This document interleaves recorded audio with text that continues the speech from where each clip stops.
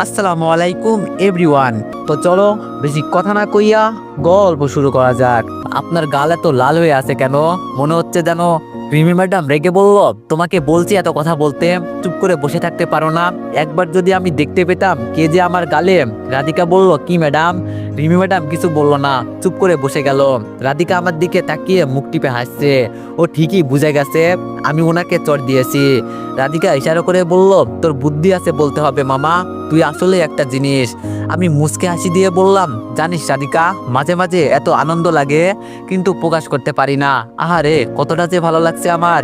রাধিকা আমার কথা শুনে একা একা হেসে গড়াগড়ি খাচ্ছে।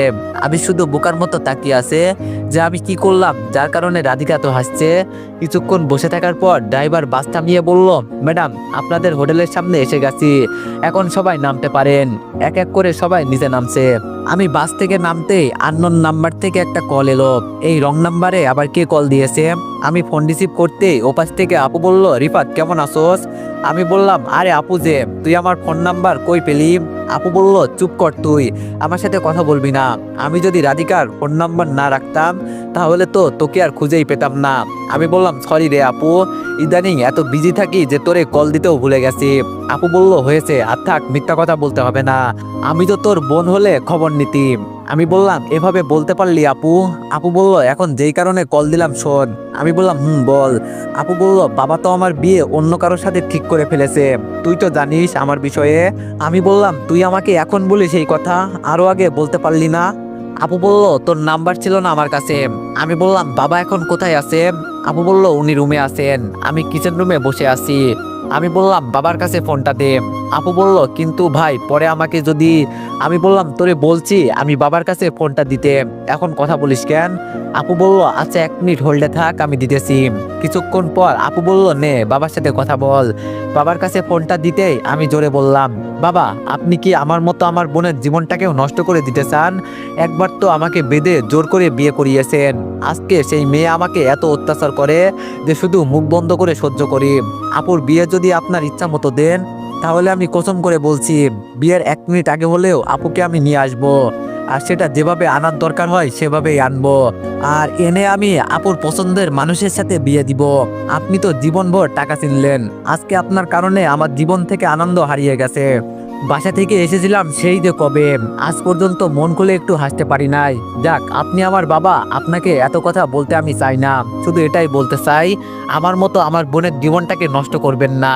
আর যদি এমন কিছু করেন তো ওই তখন বলছি না ওকে আমি তুলে নিয়ে আসবো, সত্যি সত্যি পরে এমন কিছু করব এই বলে দিলাম। ভালো থাকবেন আর সুস্থ থাকবেন, বাই। এই কথা বলে আমি কল কেটে দিলাম। এতক্ষণ সবাই যে আমার কথা শুনছিল আমি বুঝতে পারি নাই, হয়তো আমি রেগে কথা বলছি এজন্য সবাই আমার দিকে তাকিয়েছিল। রাধিকা দূর থেকেই বলল, রিফাত কোনো সমস্যা হয়েছে কি? আমি বললাম, না তেমন কিছু হয় নাই, ওই পারিবারিক ঝামেলা। রাধিকা আমার সামনে এসে বলল, এইসব নিয়ে চিন্তা করিস না, এখন চল হোটেলে যাই, দেরি হয়ে যাচ্ছে। আমি বললাম, রে চল, এমনি খুব ক্ষুধা লাগছে। আমরা সবাই মিলে হোটেলে চলে গেলাম। আমাদের 5 জনকে একটা রুম দিল, আর আমাদের পাশের রুমটা রিমি ম্যাডাম আর রাধিকা।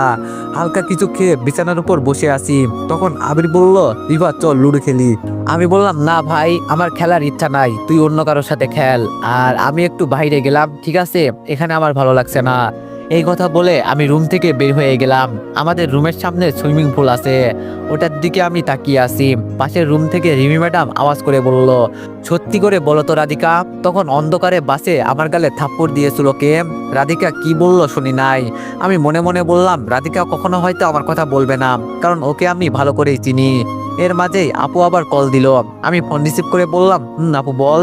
আপু বলল, তোরে অনেক অনেক ধন্যবাদ ভাই, বাবা ফোন করে ওদের না করছে, আর আমাকে বলছে আমি যার সাথে প্রেম করি তার সাথে আমার বিয়ে হবে, আর ওদের এখানে আসতে বলছে।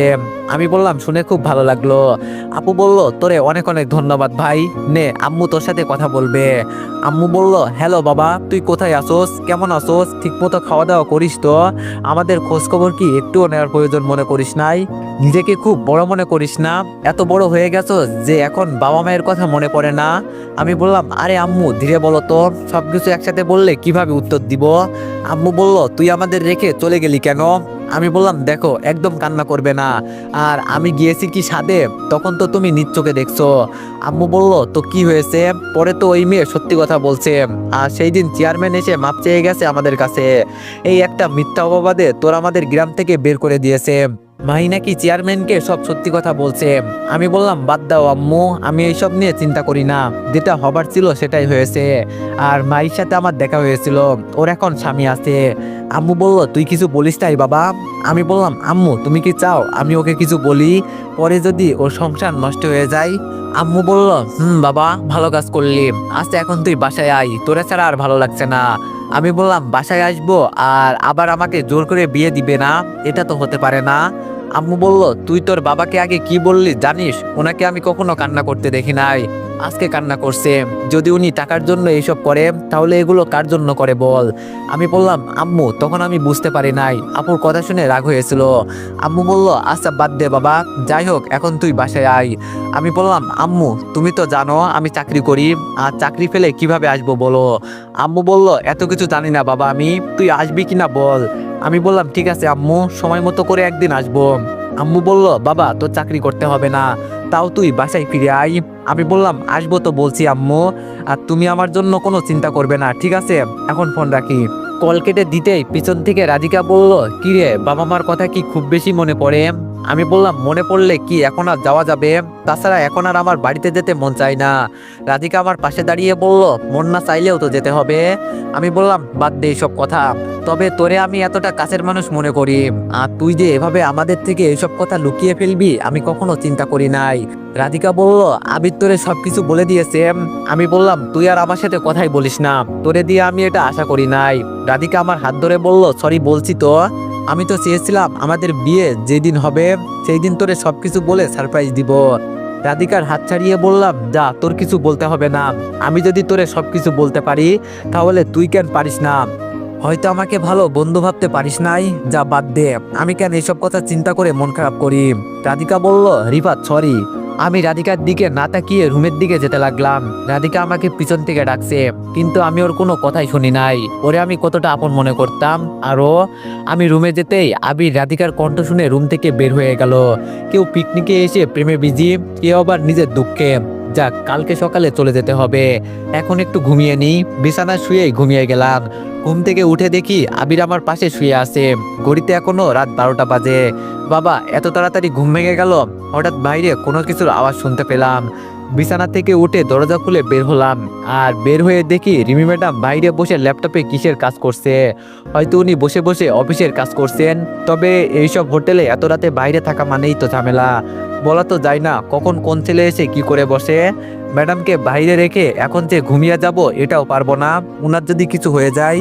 দূর, আমি কেন এসব বিষয় নিয়ে চিন্তা করছি, আমি আমার মতোই ঘুমিয়ে পড়ি। দরজা লাগিয়ে বিছানায় শুয়ে ঘুমানোর চেষ্টা করছি, কিন্তু কোনোভাবেই ঘুম আসছে না, শুধু বারবার রিমি ম্যাডামের মুখটা সামনে ভেসে আসছে। যতই হোক উনি আগে এক সময় আমার কিছু একটা ছিল, তবে এখন যদি ওনার সাথে কিছু হয়ে যায় নিজেকে পরে কোনোভাবেই ক্ষমা করতে পারবো না আমি। দরজা খুলে ম্যাডামের সামনে চলে গেলাম। রিমি ম্যাডাম আমার দিকে একবার তাকিয়ে আবার তিনি মনোযোগ দিয়ে কাজ করতে লাগলেন। আমি ম্যাডামের সামনে চেয়ারে বসে গেলাম। ম্যাডাম কাজ করতে করতে বলল এই ছেলে তুই এখানে কি করিস, অনেক রাত হয়ে গেছে, যা ঘুমা গিয়ে। আমি বললাম ম্যাডাম আমি কখনো আপনাকে এখানে একা রেখে ঘুমাতে পারবো না, আমি রুমে গিয়ে ঘুমাবো আর আমার বস এখানে বসে কাজ করবে, এটা তো কখনো হতে পারে না। আমার জানা মতে এখানে অনেক বাজে ছেলে আছে, যদি কেউ এখানে চলে আসে তো। রিমি ম্যাডাম বলল তুই কি বলতে চাস যে আমি আমার নিজের সেফটি নিজে রাখতে পারি না? আমি বললাম কেমন যে পারেন আমার তা ভালোই জানা আছে, বাসে কে না কে থাপ্পড় দিয়েছে আর উনি কিছু বলতেও পারে নাই। আমার কথা শুনে রিমি ম্যাডাম ল্যাপটপ বন্ধ করে বলল তুই কিভাবে জানিস বাসে যে কেউ আমাকে থাপ্পড় দিয়েছিল? এই রে নিজের কথায় নিজেই ফেসে গেলাম, কেন যে ওনাকে এইসব বলতে গেলাম, তোর এখন কি বলবো? আমি কথা ঘুরিয়ে বললাম ম্যাডাম অনেক রাত হয়ে গেছে, এখন আপনি ঘুমান। রিমি ম্যাডাম বলল আমি তোরে কি জিজ্ঞেস করেছি?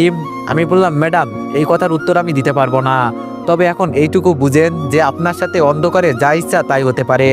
রিমি ম্যাডাম আমার কথা শুনে একটু ভয় পেলো বুঝতে পারছি, তবে তিনি আমাকে বলল তোরে একটা কথা জিজ্ঞেস করব। আমি বললাম জি ম্যাডাম বলেন। রিমি ম্যাডাম বলল তুই কি গ্রাম থেকে এখানে চাকরি করতে এলি? আমি বললাম কি করবেন এইসব কথা শুনে ম্যাডাম, আপনি তো আমাকে শুধু শাস্তি দেন, যদি ইচ্ছে হয় এখন দিতে পারেন, কেউ কিছু দেখবে না। জানেন ম্যাডাম, বাবার কারণে আমার জীবনটা নষ্ট হয়ে গেল, গার্লফ্রেন্ডের কারণে নিজের গ্রাম থেকে বের হয়েছি, আর এখন শুধু রিমি ম্যাডাম বলল আমি রাধিকার কাছ থেকে সবকিছু শুনছি, আমাকে তোর সম্পর্কে সবকিছু বলছে, আমি সরি তোর সাথে। আমি বললাম বাদ দেন ম্যাডাম, আমি তো এগুলো যোগ্য, আর আমার মতো খারাপ ছেলের সাথে সবাই এমন করে। রিমি ম্যাডাম বলল দেখ রিফাত, আমি বললাম বাদ দেন তো ম্যাডাম, এইসব কথা বলে এখন আর কি করবেন, যান গিয়ে ঘুমান। রিমি ম্যাডাম বলল অফিসের কিছু কাজ আছে সেগুলো করতে হবে। আমি বললাম দেন আমার কাছে ম্যাডাম, আমি করে দিচ্ছি। রিমি ম্যাডাম বলল তুই কেন আমার কাজ করে দিবি? আমি বললাম আপনি আমার বস, যদি বলতেন তো করতে হতো না, আপনার কথা শুনে যদি পিয়নের কাজ করতে পারি তাহলে এটা কেন পারবো না বলেন? রিমি ম্যাডাম বলল আমি তখন বুঝতে পারি নাই। আমি বললাম কি বুঝতে পারেন নাই ম্যাডাম, আর এইসব তো স্বাভাবিক বিষয়, আপনারা বড়লোক মানুষ, আমাদের অপমান করবেন মারবেন এগুলো কিছু না, আমরা তো গরিব মানুষ, এগুলো আমরা সহ্য করতে পারি। এই কথা বলে রিমি ম্যাডামের কাছ থেকে ল্যাপটপ নিয়ে দেখতে লাগলাম। ম্যাডাম শুধু বলল একটু বুঝে সবকিছু করিস, দেখিস আবার উল্টাপাল্টা কিছু করিস না। আমি বললাম যতটা সম্ভব আমি চেষ্টা করব ম্যাডাম, আপনি যান। রিমি ম্যাডাম বলল তুই ঘুমাবি না? আমি বললাম আমার আবার ঘুম আছে ম্যাডাম, ঘুমাতে গিয়েছিলাম, কারো একজনের জন্য উঠে আসছি, হয়তো নিজের ঘাড়ে একটু দায়িত্ববোধ হয়েছিল এই জন্য। আমি বললাম থাক, এইসব বলে সময় নষ্ট করতে চাই না। রিমি ম্যাডাম বলল তোর পিঠের অবস্থা এখন কেমন? আমি বললাম কেন ম্যাডাম, আবার কি গরম পানি আমার উপর দিতে চান?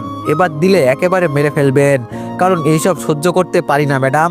রিমি ম্যাডাম আমার কথা শুনে কিছু বলে নাই, চুপচাপ রুমের দিকে যেতে লাগলো। তো এভরিওয়ান, নেক্সট পার্টের জন্য সবাই অপেক্ষা করো, আর সবাই একটু বেশি বেশি লাইক আর কমেন্ট করে দিও। ধন্যবাদ।